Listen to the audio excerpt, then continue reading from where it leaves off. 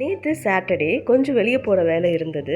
அப்படியே வேளச்சேரியில் சோழன் மெஸ்ஸில் போயிட்டு லஞ்சு சாப்பிட்டோம். எப்பயுமே நாங்கள் ஒரு புது இடத்துக்கு போகிறோன்னா எங்கே சாப்பிடலாம் அப்படின்னு ஹோட்டலை சூஸ் பண்ணுறதுக்கு ஃபஸ்ட்டு அங்கே இருக்கிற ஆட்டோ டிரைவர்ஸை கேட்போம், இல்லை அங்கே இருக்கிற ஃப்ரெண்ட்ஸை கேட்போம். அப்படி ஃப்ரெண்ட்ஸை கேட்டு தான் இந்த ஹோட்டல் சொன்னாங்க.